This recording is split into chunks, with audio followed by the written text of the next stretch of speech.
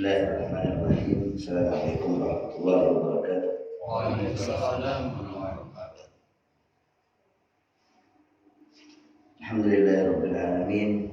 Shalatu wassalamu ala asyrafil anbiya wal mursalin sayyidina Muhammadin wa ala alihi wa sahabatihi wa man tabi'ahum ila yaumiddin, amma ba'd. Rabbi shrah li sadri wa yassir li amri wahlul 'uqdatam min lisani yafqahu qawli. Subhanaka la ilma lana illa ma 'allamtana innaka antal alimul hakim wa tub 'alaina innaka antat tawwabur rahim. Ma'asyiral muslimin rahimakumullah. Alhamdulillah, mari kita panjatkan syukur kehadirat Allah Subhanahu wa taala atas pemberian nikmatnya yang sangat banyak kepada kita semua, sehingga tidak bisa kita hitung satu persatu nikmat Allah Subhanahu wa taala. Dan Allah Subhanahu wa taala tidak pernah meminta balasan nikmat dari kita, kan tetapi yang diminta oleh Allah Subhanahu wa taala bagaimana kita bisa mempertanggungjawabkan nikmat-nikmat tersebut. Wa la tus'aluna yauma idzin 'anil na'im. Dan kalian, kata Allah, pasti akan ditanya hari itu tentang kenikmatan yang Allah Ta'ala berikan. Mudah-mudahan jamaah sekalian yang dirahmati Allah, nikmat-nikmat Allah Subhanahu wa taala yang Allah berikan kepada kita bisa kita pergunakan selalu dalam ketaatan kepadanya. Dan ketika kita ditanya nantinya oleh Allah Subhanahu wa taala, kita bisa mempertanggungjawabkannya dan Allah memaafkan akan kekurangan-kekurangan kita, insyaallah. Amin ya rabbal alamin. Salawat dan salam pada Rasulullah sallallahu alaihi wasallam, pada keluarga beliau, sahabat dan seluruh pengikutnya sampai akhir zaman. Pada pagi ini kita masih berbicara seputar Rasulullah sallallahu alaihi wasallam. Hari ini kita membaca Mawali Rasulullah sallallahu alaihi wasallam, budak-budaknya Rasulullah sallallahu alaihi wasallam. Rasulullah mempunyai beberapa budak.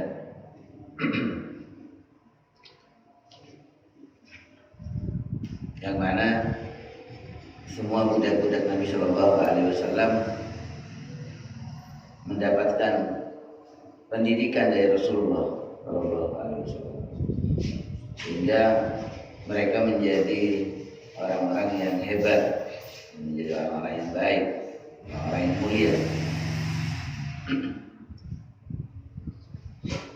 Karena Rasulullah sallallahu alaihi wasallam memperlakukan mereka, bermuamalah dengan mereka dengan sebaik-baiknya. Di antara budak-budak Nabi sallallahu alaihi wasallam yang pertama adalah Zaid bin Harisah.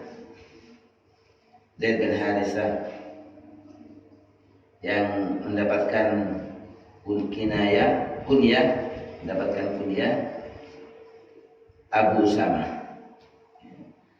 Karena Zaid bin Harisah punya anak Usama bin Zaid yang dikenal hubbu Rasulillah, kecintaan Nabi, wa benu hubbi Rasulillah, dan putra kecintaan Rasulullah sallallahu alaihi wasallam.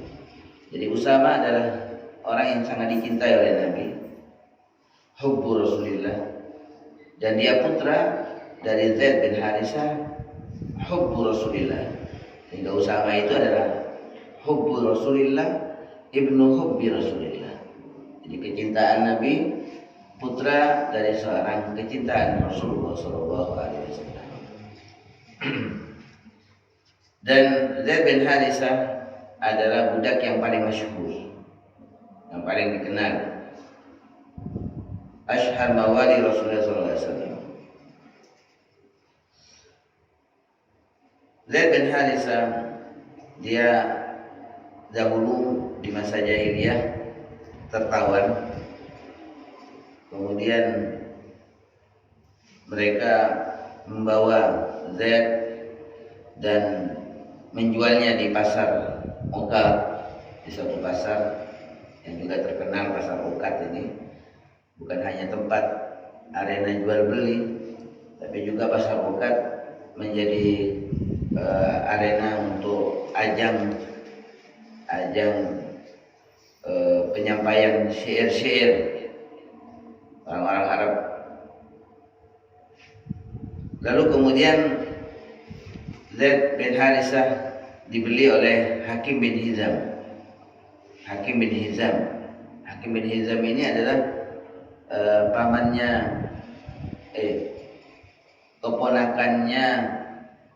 keponakannya Sayyidah Khadijah radhiyallahu taala. Jadi Sayyidah Khadijah adalah bibinya Hakim bin Hizam. Jadi Hakim bin Hizam ini membeli Zaid bin Harithah untuk bibinya, yaitu Sayyidah Khadijah binti Khuwailid, istri Rasulullah Shallallahu Alaihi Wasallam. Lalu kemudian Khadijah memberikan Zaid bin Harithah kepada baginda Rasulullah Shallallahu Alaihi Wasallam. Qabla nubuwah, sebelum beliau diangkat menjadi nabi. Di mana umurnya Zaid bin Harithah pada waktu itu masih berumur 8 tahun. Masih umur 8 tahun. Lalu dimerdekakan oleh Nabi Shallallahu Alaihi Wasallam, wa tabannahu, dan diangkat sebagai anak oleh Nabi. Diangkat sebagai anak. Ini tentunya sebelum adanya larangan at-tabanni, ya, larangan pengangkatan anak. Qala Ibnu Umar mengatakan, "Ma kunna nad'u Zaid bin Harithah." Kami para sahabat tidaklah memanggil Zaid bin Harithah illa Zaid bin Muhammad. Kami biasa memanggil Zaid bin Muhammad. Setelah diangkat anak oleh Nabi Shallallahu Alaihi Wasallam, kemudian sahabat memanggil Zaid ini bukan lagi Zaid bin Harithah, tapi mereka memanggilnya adalah Zaid bin Muhammad. Hatta anzalallah, sehingga Allah Subhanahu wa taala menurunkan firman-Nya, ud'uhum li abaihim. Panggillah anak-anak itu kepada orang tua mereka. Setelah turun ayat ini, maka mereka tidak lagi memanggil Zaid bin Muhammad, tapi mereka kembali memanggilnya Zaid bin Harithah. Jadi tidak boleh orang menisbahkan seseorang kepada selain orang tuanya. Ya, bahkan merupakan salah satu dosa besar, ya, orang kalau menisbahkan dirinya atau menisbahkan seseorang kepada selain orang tuanya. Ud'uhum li abaihim. Ya, Allah sudah perintahkan panggil mereka itu kepada orang tua mereka. Perintah ud'uhum li abaihim juga, jamaah sekalian yang dirahmati Allah Subhanahu wa taala, agar kita ini ketika kita menyebut nama seseorang, kita juga menyebutkan nama orang tuanya. Kita biasakan demikian. Di kalangan kita ini belum terbiasa kita memanggil seseorang dengan orang tuanya. Nah, itu harusnya kita biasakan. Kelak di hari kiamat, ketika kita akan dipanggil oleh Allah Subhanahu wa taala, ya, ketika akan dipanggil nanti di hari kiamat, itu Allah akan memanggil kita dengan nama orang tua kita. Ya. Makanya Rasulullah Shallallahu Alaihi Wasallam menganjurkan kepada kita sekalian untuk memberikan nama anak-anak kita dengan nama-nama yang baik, karena kelak kita akan dipanggil dengan nama-nama kita dan nama orang tua kita. Ya. Jadi hendaknya pemanggilan nama pun itu kita hendaknya memanggilnya dengan nama orang tuanya. Tapi misalnya dia tidak memanggil lengkap dengan nama orangnya, nggak apa-apa, cuma lebih afdal. Ya, tapi yang tidak boleh kalau kemudian orang menisbahkan bukan kepada orang tuanya, itu yang dilarang, bahkan termasuk dosa besar. Pada suatu hari, ayah dari Zaid bin Harithah ini, yaitu yang bernama Harithah, begitu juga pamannya bernama Ka'ab, mereka setelah mengetahui keberadaan Zaid berada di kota Mekah, maka mereka datang ke kota Mekah untuk menebus Zaid. Fakhtar Rasulullah SAW wa qala li Rasulillah anta minni makan al-ab wal am. Ya.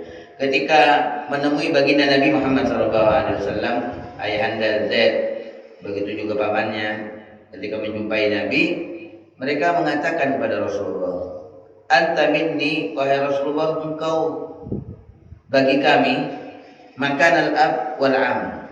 Kedudukannya adalah sebagai orang tua dan sebagai paman. Begitu penghormatan mereka kepada baginda Nabi Muhammad SAW.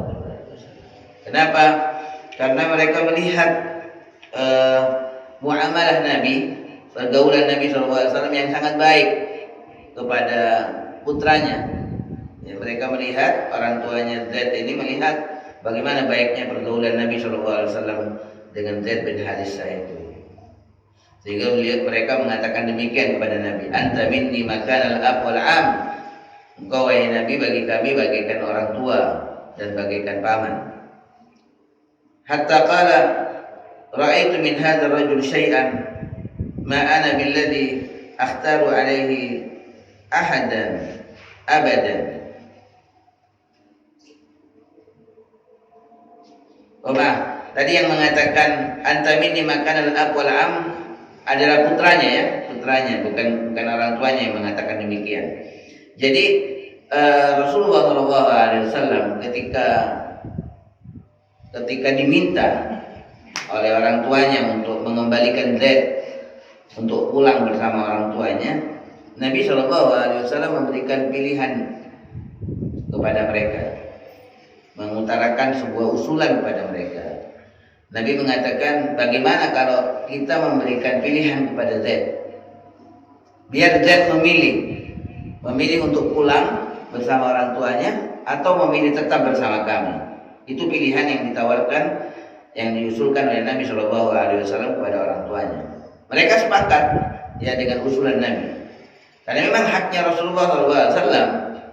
Rasulullah punya hak ya untuk kemudian mengusulkan demikian. Nah, ketika dipanggil Zaid oleh Nabi SAW, kemudian diminta untuk memilih, ya, diberikan kebebasan untuk memilih apakah dia memilih orang tuanya pulang ke rumahnya dan atau memilih Nabi Muhammad SAW. Lalu kemudian Zaid mengatakan kepada Rasulullah SAW, ini perkataan Zaid ya, anta minni makan al-ab wal am. Engkau wahai Rasulullah, wahai Nabi, engkau adalah bagaikan ayah bagiku dan bagaikan paman bagiku. Kenapa Zaid mengatakan demikian? Karena Zaid telah mengetahui indahnya bermuamalah dengan Nabi Muhammad SAW. Indahnya muamalah Nabi ya dengan Zaid ini. Hatta qal, sampai kemudian Zaid mengatakan, ra'aitu min hadzal rajul syai'an. Ini dia ungkapkan kepada orang tuanya.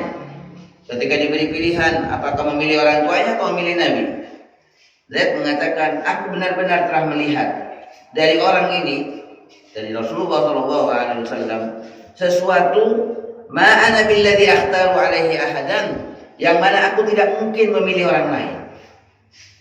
Tidak mungkin jatuh pilihanku kepada orang lain selain Nabi Muhammad SAW. Ya, jadi itu ungkapan Zaid ketika diberi pilihan. Jadi luar biasa. Sampai orang tuanya mengatakan kepada Zaid, atakhtaru al-abdiyah al-hurriyah. Wahai Zaid, kenapa engkau lebih mengutamakan menjadi budak daripada menjadi merdeka? Bukankah ketika engkau mengikuti kami, kata orang tuanya kepada Zaid, bukankah kalau kau ikut kami pulang, kau akan merdeka?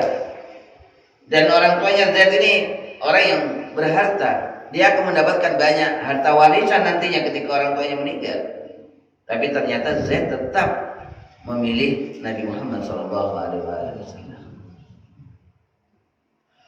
Ketika Rasulullah SAW mendengar ucapan Zaid yang memilih dirinya daripada pulang bersama orang tuanya, maka Nabi SAW kemudian mengajak Zaid ini, mengeluarkan Zaid ilal hijr, ke Ka'bah. Waqal liman hadar, ya man hadar. Kemudian Nabi SAW mengatakan di depan Ka'bah itu, di depan Hijr Ismail, beliau mengatakan, ya man hadar, wahai orang-orang yang hadir, orang-orang yang sedang menyaksikan, ishhadu, saksikan, kata Rasulullah, anna Zaidan ibni, bahwasanya Zaid ini adalah putraku, kata Nabi. Yarisuni wa arisuh, dia bisa mewarisi aku dan aku pun akan mewarisinya. Itu ungkapan Nabi Shallallahu Alaihi Wasallam.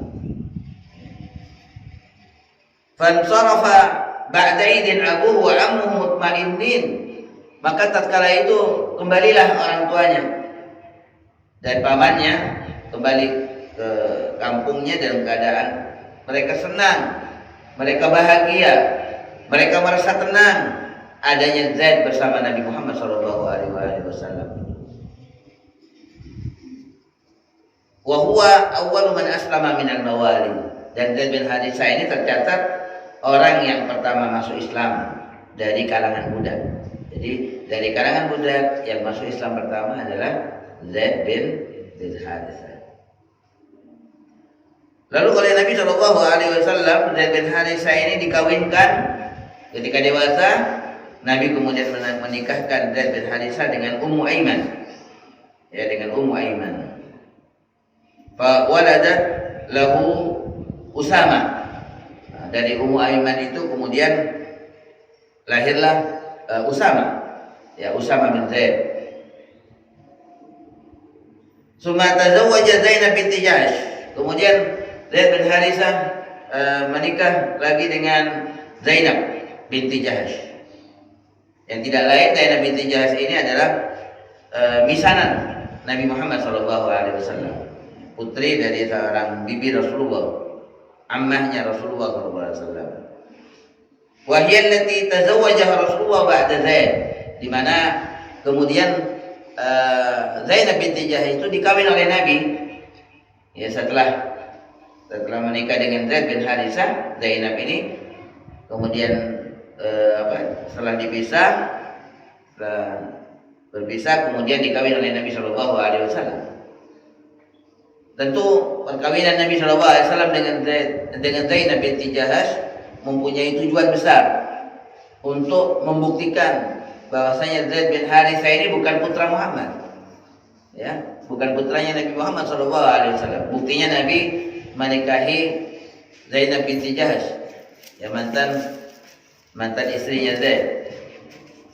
Kalau memang Zaid itu adalah putra Nabi Muhammad, maka tidak mungkin Nabi SAW menikahi mantunya sendiri. Itu untuk membuktikan, dan itu atas perintah Allah Subhanahu wa Ta'ala.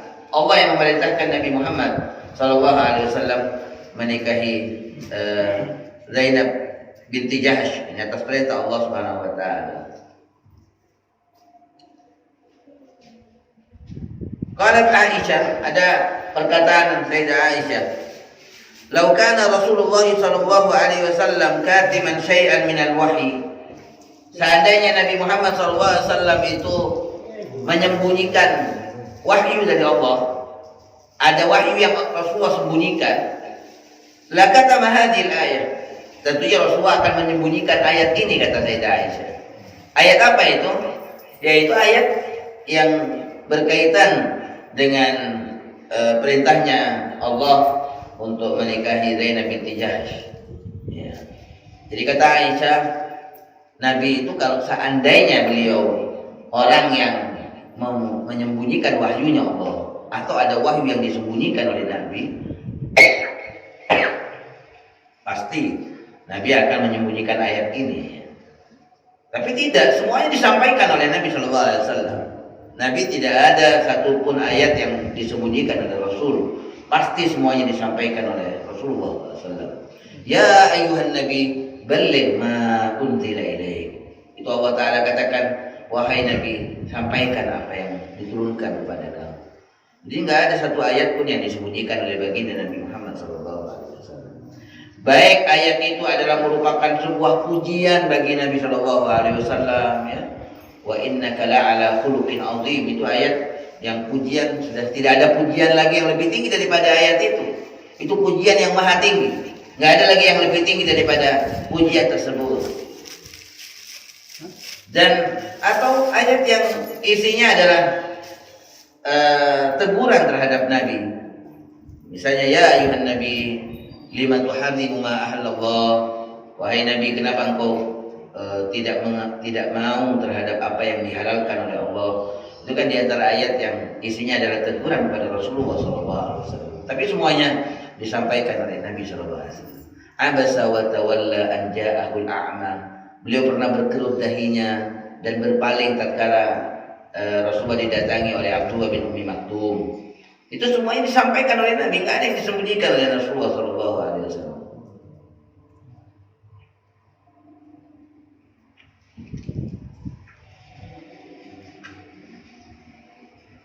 Allah berfirman, wa ittaqulu lilladzi an'ama Allahu alaihi wa an'amta alaihi. Dan ingatlah wahai Nabi Muhammad, kata Allah, di saat engkau mengatakan kepada orang yang Allah berikan nikmat kepadanya, wa an'amta alaihi, dan engkau pun memberikan kenikmatan kepadanya. Artinya Nabi SAW membiayai hidupnya, ya, karena beliau berkumpul dengan Nabi. Beliau adalah budaknya Nabi yang kemudian dimerdekakan oleh Nabi, itu Zaid bin Harithah. Apa yang diucapkan oleh Nabi kepada Zaid bin Harithah? Nabi mengatakan, amsik alaika zaujak, pertahankan istrimu, kata Nabi. Ini terkait perkawinan Zaid bin Harithah tadi dengan Zainab, ya, dengan Zainab binti Jahsh. Nabi mengatakan, amsik alaika zaujak, peganglah, pertahankanlah istrimu. Wattaqillah, dan bertakwalah kepada Allah Subhanahu wa taala. Wa tukhfi fi nafsika ma Allahu mubdi wa takhshan nasa wallahu ahaqqu an takhsha. Allah taala mengatakan kepada Rasulullah SAW, wattaqillah. Jadi Nabi kan menyuruh Zaid ini untuk mempertahankan istrinya dulu.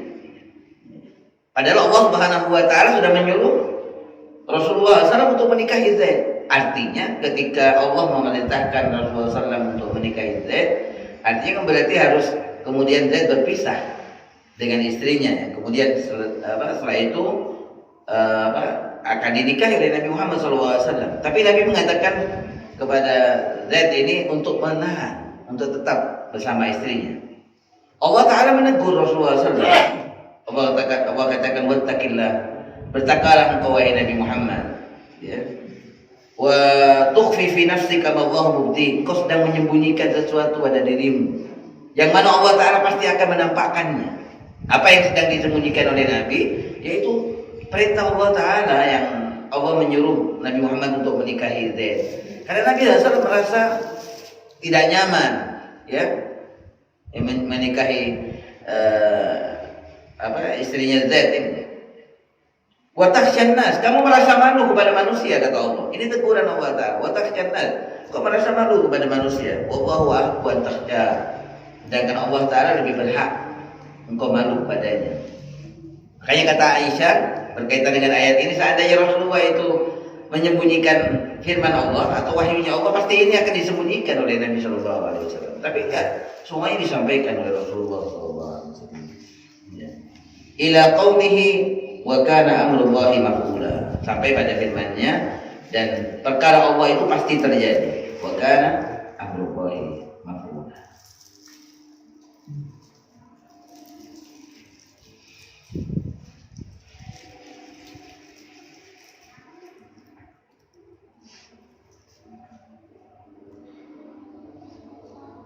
Nah, yang kemudian setelah dicerai, ya, Zainab, falamma, Allah Ta'ala mengatakan di dalam ayatnya, falamma qadha Zaidun minha wataran zawwajnaka.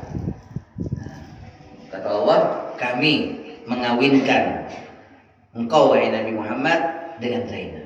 Jadi perkawinan Rasulullah SAW dengan Zainab binti Jahsh itu langsung Allah yang menanganinya, ya.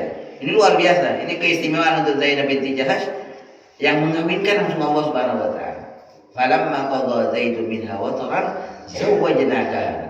Kami mengawinkan engkau ya Muhammad dengan Zainab binti Jahsh. Ini merupakan salah satu keistimewaan, ya, Zainab binti Jahsh, istri Nabi Muhammad SAW, karena langsung dikawinkan oleh Allah Subhanahu wa taala.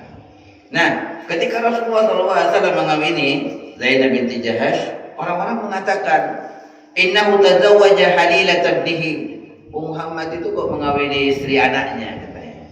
Ya, mengawini menantunya. Orang-orang mengatakan demikian. Maka Allah Ta'ala kemudian menurunkan firman-Nya, "Maka Muhammadun aba ahadin min rijalikum." Bahwa Muhammad itu bukanlah seorang ayah dari laki-laki di antara kalian. Artinya bahwa Zaid bin Harithah bukan anaknya Muhammad, dan Nabi Muhammad itu bukan ayahnya Zaid bin Harithah. Allah yang menjawab ya perkataan-perkataan mereka itu. Jadi Allah Ta'ala punya tujuan kenapa Allah memerintahkan Nabi Muhammad untuk mengawini Zainab binti Jahash, untuk memastikan bahwasanya Zaid ini bukan putranya Nabi Muhammad. Ya, maka Muhammadun aba ahadin min rijalikum walakin Rasulullah wa khataman nabiyyin. Dan ketika Rasulullah SAW memberangkatkan sebuah pasukan ke Syam yang dijadikan oleh Nabi SAW sebagai amirnya, sebagai pemimpin perangnya, ya adalah Zaid bin Harithah. Zaid bin Harithah oleh Nabi SAW diangkat menjadi pemimpin ya dalam sebuah utusan pasukan perang. Dan keistimewaan Zaid bin Harithah, tidak ada satu orang dari sahabat Nabi Shallallahu Alaihi Wasallam yang disebut namanya di dalam Al-Quran kecuali Zaid bin Harithah. Jadi istimewanya Zaid, Allah langsung sebut namanya ya. Falamma qadha Zaidun, itu disebut namanya oleh Allah di dalam Al-Quran. Tidak ada sahabat lain yang disebut namanya di dalam Al-Quran kecuali Zaid ini. Falamma qadha Zaidun minha wataran zawwajnakaha. Nah, ini yang pertama ya, di antara budaknya Nabi Muhammad Sallallahu Alaihi Wasallam, yaitu Zaid bin Harithah.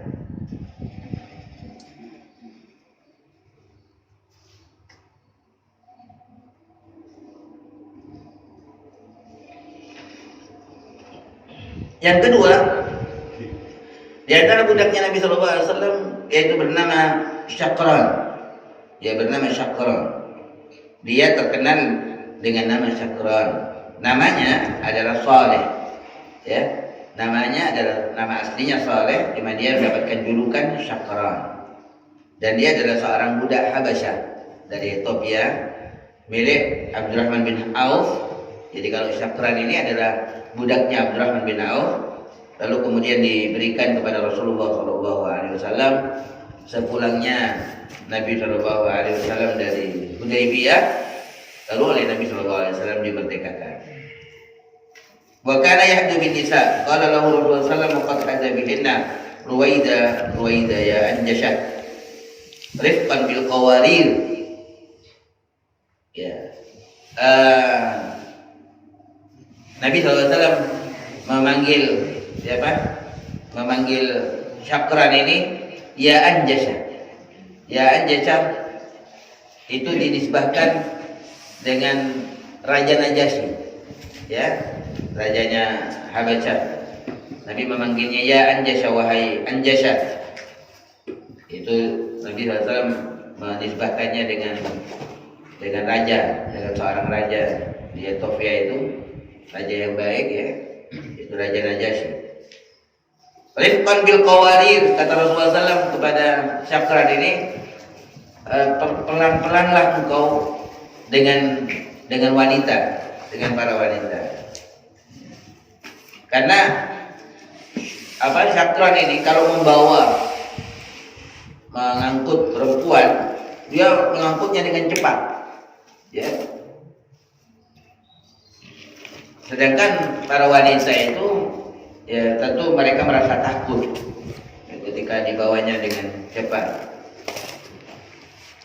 Dan Nabi SAW dalam ucapannya kepada Syakran ini atau kepada Saleh ini, beliau mengatakan rifqan bil qawarir. Apa artinya qawarir? Qawarir artinya botol. Dan Nabi SAW dalam hadis ini, dalam riwayat ini mengumpamakan para wanita itu bagaikan botol. Makanya ketika kita bawa wanita, bawa istri kita, ya, bawa anak-anak perempuan kita, pelan-pelan. Ya kita bawa mobil bersama anak-anak kita, bawa bersama istri kita agar pelan-pelan. Mereka diumpamakan oleh Nabi dengan botol. Artinya botol itu kalau kita bawa dengan cepat dia akan pecah. Artinya mereka takut. Ya mereka takut. Nabi SAW mengatakan rifqan bil qawarir, kata Nabi. Ucapan beliau kepada Syakran.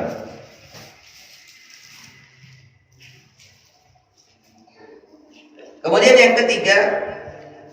yang ketiga Abu Rafi. Abu Rafi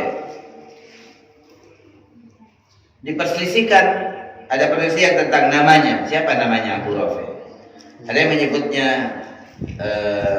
bernama Aslam, ada yang menyebutnya bernama Ibrahim, ada yang menyebutnya bernama Saleh. Sedangkan julukannya adalah Abu Rafi, kunyahnya Abu Rafi. Beliau mengatakan, kuntu maula lil Abbas bin Abdul Muttalib. Aku adalah budaknya Abbas. Abbas ini adalah pamannya Nabi Muhammad SAW. Aku dahulu menjadi budaknya Abbas bin Abdul Muttalib. Wa kana al-Islam qad dakhala ahlul bait, fa aslama al-Abbas wa aslamat Ummul Fadl wa aslamtu ana. Nah, ketika Islam itu masuk kepada keluarga Nabi Muhammad SAW, maka Abbas, paman Nabi, masuk Islam. Kemudian istrinya Abbas yaitu Ummul Fadl juga masuk Islam, wa aslamtu ana, dan aku pun masuk Islam, kata Abu Rafi, karena dia dahulunya adalah budaknya paman Nabi yaitu Sayyidina Abbas.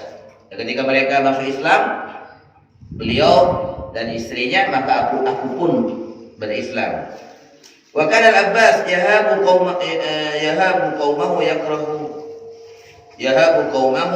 wa yakrahu khilafahu wa kana yaktumu islamahu. Di awal-awal ya Abbas ini menyembunyikan, ya, kata dia menyembunyikan keislamannya. Wa kana dzamal katsir, dan Abbas ini mempunyai harta yang banyak. Mutafarriq fi qaumihi, yang mana hartanya banyak, berada di kaumnya, dia sebar di kaumnya. Waqad a'taqa Rasulullah sallallahu alaihi wasallam Abu Rafi, dan Rasulullah SAW telah memerdekakan Abu Rafi.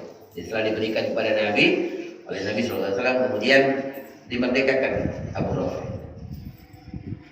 Yang keempat di antara budaknya Nabi SAW adalah Salman Al-Farisi. Kunyahnya adalah Abu Abdullah min ahli Asbihan. Ya, Salman Al-Farisi ini dia adalah seorang petualang yang luar biasa mencari kebenaran. Ya, seorang petualang pencari kebenaran. Dia belajar kepada ulama-ulama dari sebelum dia berislam, ya, kepada ulamanya dari agama mereka itu.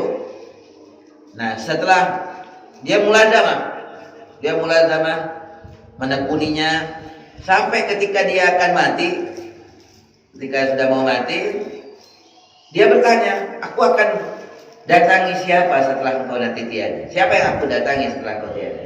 Maka diberi petunjuk, kau hendaknya datang pada fulan. Dia datang kepada fulan. Sampai kemudian terakhir, ya, dia bertanya kepada orang yang dia lazimi, yang dia mulazamai, yang dia tekuni, dia bersamanya. Kemudian dia berikan petunjuk, engkau datang ke kota Mekah, ya, disuruh datang ke kota Mekah. Nah, itulah sebabnya kemudian berjumpa dengan Nabi Muhammad SAW. Ketika di kota Mekah, dia pun jadi budak. Nah, tapi dia kemudian mendengar bahwa ada suara orang-orang berbicara tentang Muhammad. Makanya dia kemudian berusaha keluar. Ya, dia berusaha keluar, dia lari mencari Nabi Muhammad SAW. Jadi memang dia seorang petualang yang luar biasa untuk mencari kebenaran.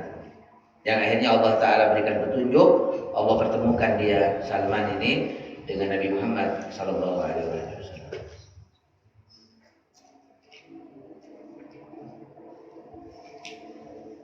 Dan dia yang punya ide pembuatan Khandaq, ya, waktu perang Khandaq, perang Ahzab. Dia yang punya ide untuk yang diusulkan pada Nabi agar Rasulullah dan sahabat itu membuat parit, ya, agar menjadi garis pemisah, menjadi jurang pemisah, sehingga mereka dengan kendaraannya nggak bisa melampaui. Itu idenya Salman Al-Farisi.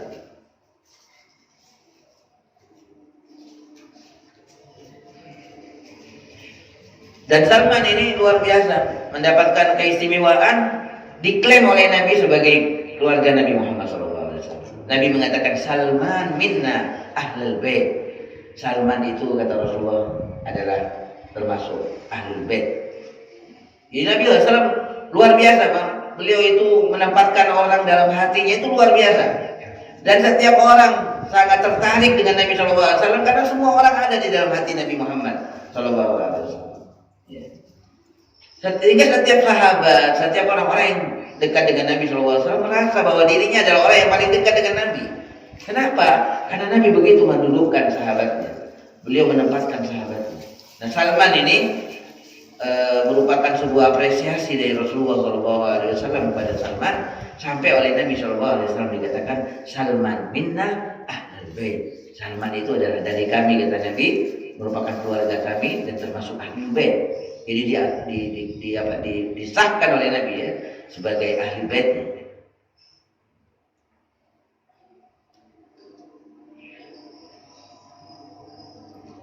Kemudian yang kelima, Safinah. Di antara budak Nabi SAW bernama Safinah. Qila kana min al-Furs wa kana yaskunu batna Nakhla, qaryah qaribah min al-Madinah. Ada yang mengatakan bahwa Safinah ini berasal dari Persia. Dia tinggal di satu kampung yang dekat dari Madinah. Kana li Ummi Salamah. Dia adalah budaknya Ummu Salamah. Safinah ini budaknya Ummu Salamah, yaitu zaujin Nabi SAW. Ummu Salamah adalah istri Rasulullah SAW. Fa'ataqathu, yang kemudian Ummu Salamah memerdekakan Safinah, tapi dengan syarat dia dimerdekakan untuk berkhidmat dengan Rasulullah SAW, ya, untuk berkhidmat dengan Nabi. Namanya Safinah adalah Mahran, dia bernama Mahran. Wakila Rauman, ada yang mengatakan namanya Rauman. Kunyatuhu Abu Abdurrahman, sedangkan kunyahnya adalah Abu Abdurrahman. Dia dijuluki Safinah. Kenapa? Yang menamakan dia dengan Safinah itu Nabi Muhammad SAW. Karena Safinah ini dinamain Safinah. Apa artinya Safinah? Safinah itu artinya perahu. Nabi SAW menamakannya dengan Safinah, dengan perahu itu karena dia adalah orang yang senang membawa barang-barangnya sahabat. Jadi kalau bepergian, misalnya sahabat sedang bepergian perang, bepergian apa, ini yang bawa barang-barangnya sahabat adalah Safinah ini, ya. Yang namanya tadi adalah Mahran atau Rauman, atau julukannya adalah Abu Abdurrahman. Dijuluki oleh Nabi, diberi nama oleh Nabi dengan Safinah karena dia senang membawa barang-barangnya sahabat. Saqulat alaihim. Maqala Rasulullah SAW, ihmil. Kata Nabi SAW, Nabi mengatakan kepada Safinah ini, wahai Safinah, bawa ini. Di barang-barang sahabat ketika mereka sudah nggak mampu membawanya, Nabi SAW mengatakan kepada Safinah, bawa wahai Safinah, fa innama anta Safinah. Engkau adalah perahu, kata Nabi. Dan Allah Ta'ala berikan kekuatan kepada Safinah ini untuk membawa barang yang baik. Wa kana yu'adzinu li Rasulillah sallallahu alaihi wasallam, dan Safinah ini juga menjadi muadzinnya Nabi. Ya, dia juga menjadi muadzinnya Rasulullah SAW.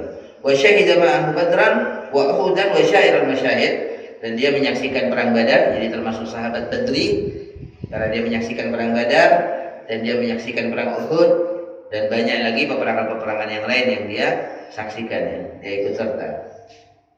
Nah, ini Safinah. Selanjutnya di antara budaknya Nabi SAW adalah Abu Kabsyah. Ya, Abu Kabsyah. Namanya adalah Sulaim. Ini dibeli oleh Nabi SAW. Beliau yang membelinya dan kemudian beliau memerdekakan. Beliau yang memerdekakannya. Dia menyaksikan perang Badar dan peperangan-peperangan yang lain bersama Rasulullah SAW. Tuwfiya, dia meninggal fil yawm alladhi walla fihi Umar bin Khattab al-Khilafah.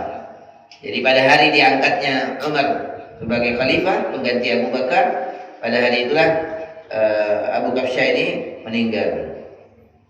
Kemudian yang ketujuh Ruwaifa. Allah alam Ruwaifa apa Ruwaifa? Abu Muhaibah. Muwaihibah. Abu Muwaihibah. Karena min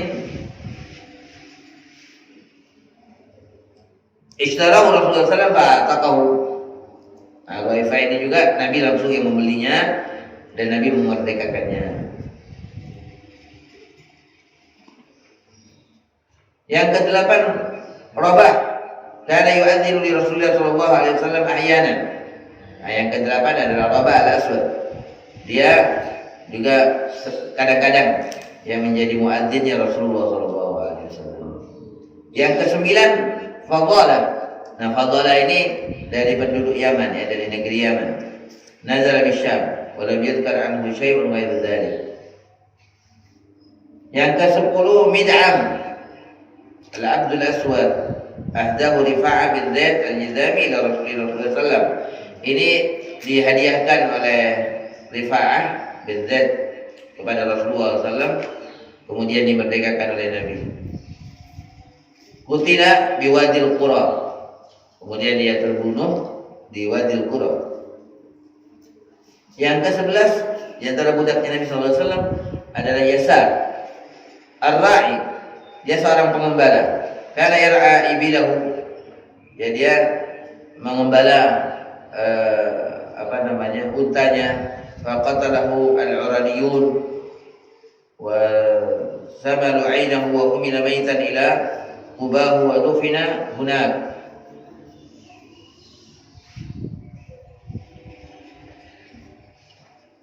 Jadi Yasar ini ketika sedang mengembala untanya, dia dibunuh oleh al-Uraniyun, orang-orang Uraniyun. Kemudian wa samalu 'ainahu wa humila maitan ila Qubahu. Rawa Salamah bin Al-Aqwa, ada riwayat dari Salamah bin Al-Aqwa, anna Nabi sallallahu alaihi wasallam kana lahu maula. Bahwa Nabi sallallahu alaihi wasallam punya budak yang namanya Yasar. Fa nadhara ilaihi wa huwa yuhsinu shalah. Ketika dilihat oleh Nabi sallallahu alaihi wasallam budaknya yang bernama Yasar ini, Nabi melihatnya dan mendapati Yasar ini adalah orang yang baik di dalam melaksanakan salat. Salatnya bagus. Fa'ataqah, maka kemudian dimerdekakan oleh Nabi sallallahu alaihi wasallam. Wa ba'athahu fi liqahil hurra fa kana biha fa azhara nasun min uraina al-islam wa ja'u wa hum marda qad 'azumat butunuhum wa ba'atha an-nabi bihim ila Yasar fa kanu yashrabuna alban al-ibil hatta intawat butunuhum fa qatalu ar-ra'i wastahqul ibil. Jadi ketika itu Rasulullah SAW mengutus mengutus Yasar ini kepada satu tempat di mana orang-orang di situ banyak yang sakit perut, ya, azumat butunuhum, perutnya besar.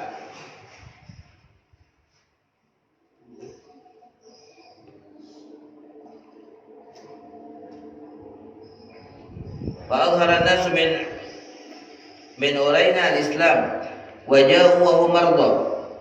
Jadi mereka datang pada Nabi sallallahu alaihi wasallam di mana mereka dalam keadaan sakit, wa qad 'azumat butunuhum, di mana perut-perut mereka besar. Fa ba'atha an-nabi bihim ila Yasar. Kemudian mereka ini, bukan Yasar yang diutus oleh Nabi, mereka kemudian oleh Nabi sallallahu alaihi wasallam diperintahkan untuk mendatangi Yasar.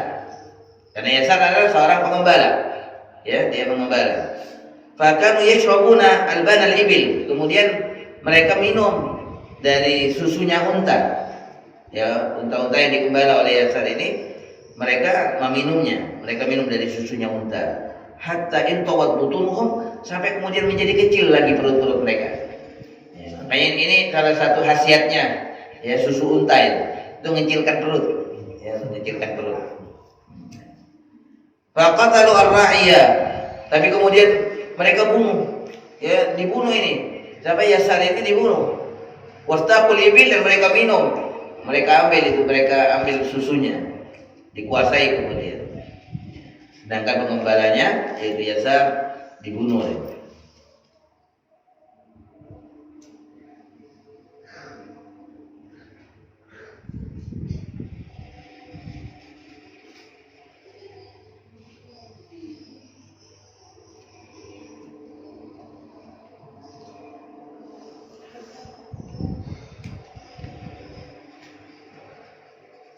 Yang ke-12, Mahran kila maula Abi Thalib. Waqtulifa fi ismi. Mahran ini ada yang mengatakan dia budaknya keluarga Abu Thalib, paman Nabi Shallallahu Alaihi Wasallam, dan diperselisihkan namanya. Siapa nama asli dari Mahran?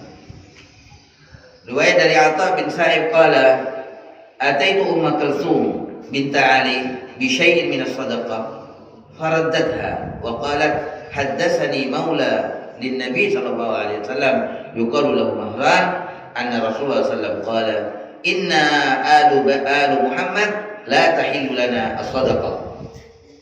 Ada riwayat dari Atha bin Sa'ib, dia berkata, aku mendatangi Ummu Kulthum, putri Ali, ya, Ummu Kulthum bintu Ali. Aku datang membawa sedikit dari sedekah. Faraddatha, kemudian oleh Ummu Kulthum sedekah tadi ditolak, enggak diterima oleh Ummu Kulthum putri Sayyidina Ali. Wa qalat, kemudian dia mengatakan, haddatsani maula lin nabi, aku telah mendapatkan berita dari seorang budak Nabi Muhammad sallallahu alaihi wasallam, yuqalu lahu Mahran, budak yang bernama Mahran ini. Itu memberitakan kepadanya anna Rasulullah SAW qala, bahwasanya Rasulullah SAW bersabda, inna alu Muhammad, bahwasanya kami keluarga Nabi Muhammad itu la tahillu lana sadaqah, tidak halal bagi kami sedekah. Jadi memang salah satu keistimewaan dan kekhususan dari keluarga Nabi Muhammad SAW, mereka itu tidak boleh ya menerima sedekah. Mereka nggak boleh menerima zakat, karena zakat itu adalah kotoran manusia. Sedangkan mereka adalah orang-orang yang disucikan oleh Allah Subhanahu wa taala. Sehingga mereka tidak halal, enggak boleh dan tidak dibolehkan menerima sedekah. Kalau hadiah boleh, tapi kalau sedekah enggak boleh.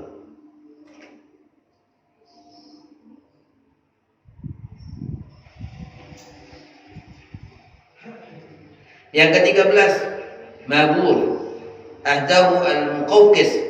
Ini adalah budak yang Rasulullah SAW mendapatkan hadiah dari Raja Muqawqis. Ahdahul Muqawqis ila Nabi.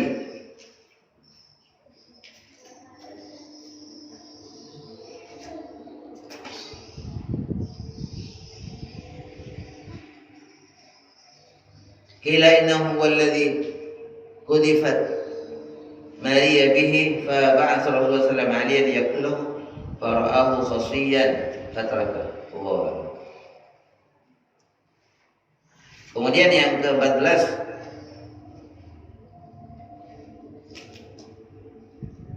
ini nggak tahu saya namanya siapa, karena memang nama itu harus dibacakan ya, simai, sifatnya simai, karena bisa jadi antara tulisan dengan sebutannya berbeda.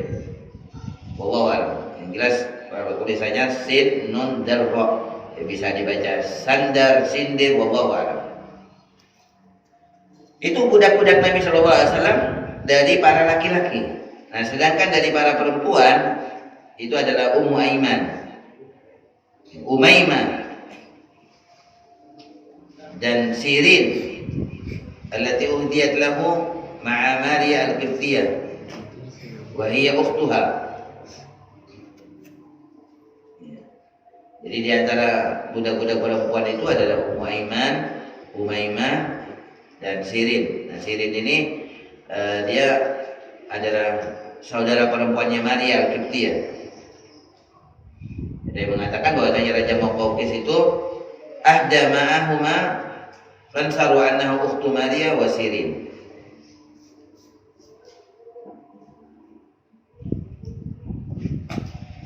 Jadi selain Maria dan Sirin, dia juga Raja Muqawqis itu memberikan hadiah qansar. Itu diantara perempuan ya yang menjadi budak Nabi SAW. Siapa tadi? Ummu Aiman dan Sirin. Wallahu a'lam bishawab. Ini jemaah sekalian yang dirahmati Allah Subhanahu wa taala, yang bisa saya bacakan ya dari budak-budak Nabi Muhammad SAW. Kalau Anas bin Malik, kemudian Thauban, itu membantu Nabi. Ya memang yang membantu Nabi SAW. Semuanya orang-orang yang hidup bersama Rasulullah, mereka merasa senang. Ya mereka senang. Semakin lama bersama Nabi itu semakin senang. Ya. Karena mereka melihat indahnya akhlak Nabi Muhammad SAW.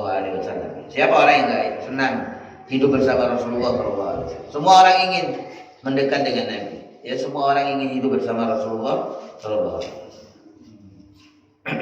Anas bin Malik dalam sebuah ungkapannya dia mengatakan, aku ini melayani Rasulullah kurang lebih 10 tahun.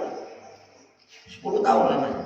Luar biasa, dia merasakan betul setiap hari itu semakin senang kumpul sama Nabi SAW. Berbeda dengan kita ya, kadang-kadang kita itu kalau kumpul sama orang semakin lama kok semakin ketahuan orang ini. Semakin tidak senang kadang-kadang. Orang begitu kadang-kadang. Tapi Rasulullah tidak. Itu adalah orang yang berakhlak mulia, yang sangat baik ya. Tidak ada cacatnya. Sehingga Nabi itu semakin lama semakin senang orang-orang yang berkumpul bersama beliau. Wallahu a'lam bishawab. Mudah-mudahan Allah Subhanahu wa taala terus menambah pengetahuan kita dengan Rasulullah SAW. Allah menambah kita dekat dengan Nabi SAW hingga kita dikumpulkan oleh Allah Subhanahu wa taala telah dengan Nabi Muhammad. Amin ya rabbal alamin. Assalamualaikum warahmatullahi wabarakatuh.